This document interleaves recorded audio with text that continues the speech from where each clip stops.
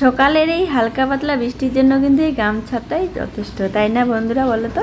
সকালবেলা দেখো গুড়ি গুড়ি বৃষ্টি শুরু হয়ে গেছে, আর এদিকে সূর্য মামাও কিন্তু বেশ আস্তে আস্তে উঠতেছে। যদিও মানে রোদ নেই, কিন্তু বৃষ্টি হচ্ছে, সেরকম জোরে বৃষ্টি না হলেও যাই হোক হালকা পাতলা ভালোই বৃষ্টি হচ্ছে। তার জন্য দেখো গামছাটা মাথায় নিয়ে আমি কাজ করি নেবো। আর এখানে মন্দিরের বাতিটা জ্বলছিল, বাবা দোকানে যাচ্ছে, আমাকে চিৎকার করে বললো যে বাতিটা নিভিয়ে দিতে। তাই জন্য অফ করে দিলাম বাতিটাকে, মন্দিরের বাতিটা। তো চলো, আমি আর কতক্ষণ থাকবো বলো তো? এই যে গুড়ি গুড়ি বৃষ্টির মধ্যেও কী বলো তো, ভাদ্র মাসের বৃষ্টি তোমরা জানোই, কিন্তু শরীর খারাপ হয়ে যাবে।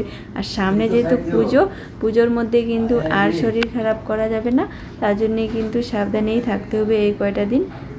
তার জন্য আমি মাথায় গামছাটা নিয়ে, যাতে মাথাটা না ভিজে আর কি, মাথাটা ভিজলে অসুবিধা হয়ে যাবে। আর দেখো মুষলধারে এক রাতের বৃষ্টিতে কিন্তু উঠোনের অবস্থা কিন্তু বেহাল হয়ে গেছে। তো একদিনের মতো উঠোনের মধ্যে জল লেগেছিল পুরো উঠোনে। তোমাদের আগের ভিডিওতে আমি দেখিয়েছি, যারা যারা ভিডিওটা দেখেছো অবশ্যই বলতে পারবে। তার জন্য কিন্তু উঠোনের অবস্থা একদমই খারাপ। আর টোটো যদি আসে জল দিতে আসে, কেনা জল যে টোটোতে, তো ওই জন্য উঠোনটার অবস্থা আরও খারাপ হয়ে যায়। তার জন্য এদিকে দেখো সকালবেলা রান্না করবো, এদিকে লঙ্কা নিয়ে বাবা যাবে আজকে, যেহেতু মঙ্গলবার আমাদের বাড়ির পাশে বড় গড়ি হাট, তো হাটে যাবে, তো যেতে দেরি হবে, কিন্তু সকালবেলাটা চালাতে হবে বলো। তো এখানে দেখো গাছে অনেক লঙ্কা ধরেছে, বেশ কয়েকদিন ধরেই কিন্তু খাচ্ছি, খাওয়ার পরেও কিন্তু অনেক লঙ্কা। তারপরে লঙ্কা তুলে নিয়েছি, সকালে রান্নাবাড়ি করলাম। আর এখন দেখো বেশ আস্তে আস্তে রোদ উঠাচ্ছে। ওই যে সকালবেলা বৃষ্টি মানে ভালো ঝিরি ঝিরি বৃষ্টি পড়ছিল, তারপরে কিন্তু ভালো পরিমাণে বৃষ্টি হয়েছিল, আর এখন কিন্তু রৌদ্র। তারপরে মানে থাকতে থাকতে বৃষ্টি দিচ্ছে আর রৌদ্র। কালকে তো বিশ্বকর্মা পুজো, জানি না কি হবে, রোদ দিবে না বৃষ্টি হচ্ছে। মোটামুটি আজকে ওয়েদারটা ঠিকই আছে। আর এদিকে দেখো রাজবীর বাবা স্নান করে নিল, আমিও স্নান করলাম। আর আজকে পুজো দিতে দেরি হয়ে গেছে, রাজবীর বাবাই পুজো দিচ্ছে, আর আমি ভাবলাম যে না একটু এগিয়ে দিই ওর সাথে হাতে একটু, তাহলে তাড়াতাড়ি হবে। আর এখানে দেখো দুই দুষ্টুমি লাগিয়ে দিচ্ছে, মানে আমি বলতেছি এখানে ড্রয়িং কর, বসে বসে পড়াশোনা কর, কে কার কথা শুনে বলো? দুজনে ওই ঘরে ছিল, ওই ঘর থেকে একটু বোকা দিয়ে বার করে দিলাম, তারপরে দেখি এই ঘরে এসে বিছানার একই অবস্থা।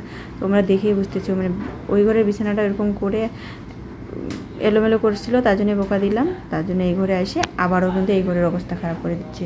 তো যাই হোক, রণদীপ স্কুলে যেতে পারিনি, স্কুল যাওয়ার জন্য রেডি হয়ে গেছিলো, বাবা বেরোবে, তখনই এমন বৃষ্টিটা চলে আসলো। ওই 11:30 কি 10:30 মতো বাজে, তখনই কিন্তু বৃষ্টিটা শুরু হয়ে গেছে। সকাল থেকে কিন্তু ওই যে গুড়ি গুড়ি বৃষ্টি ছিল, মানে ওই বৃষ্টিতে কিছুই হতো না আর কি, যাওয়া যেত, বাইরে বেরোনো যেত। আর যখন ভারী বৃষ্টিটা আসে তো ঠিক স্কুলের টাইমটা, আর যেই স্কুলের টাইম চলে গেছে, এখন বাজে ওই 12:30 মতো, এখন কিন্তু একদমই বৃষ্টি নেই। এটা কিন্তু রাতের বেলা বন্ধুরা। তোর বাবা হাটে গেছিলো, আর আমি একটু রাগারাগি করলাম কালকে, যেহেতু বিশ্বকর্মা পুজো, আর পুজোর দিনে যদিও বাড়িতে আমরা পুজো করি না, তো আমার দেওয়ারের বাড়িতে বড় করে পুজো করে, তবু কি বলো তো, পুজোর দিনে আমার বাড়িতে না আমিষ আমার একদমই ভালো লাগে না, মন থেকে চায় না। তার জন্য একটু রাগারাগি করতেছি যে তুমি এতগুলো মাছ কেউ নিয়ে আসছো। তো একটা ভাগনা আসছে, ভাগনার আমি খাবো দুজনে মিলে, তো কেউ আর মাছ খাবে না যেহেতু। আর তুমি বুঝতে পারছো রাতে এতগুলো মাছ খাওয়া কি সম্ভব একা একা। আর এদিকে দেখো লাল শাক নিয়ে আসে, লাল শাকগুলো আমি কুটে বেছে পরিষ্কার করে রাখবো কালকের জন্য। তো কেমন লাগলো ভিডিওটা? টাটা সবাই।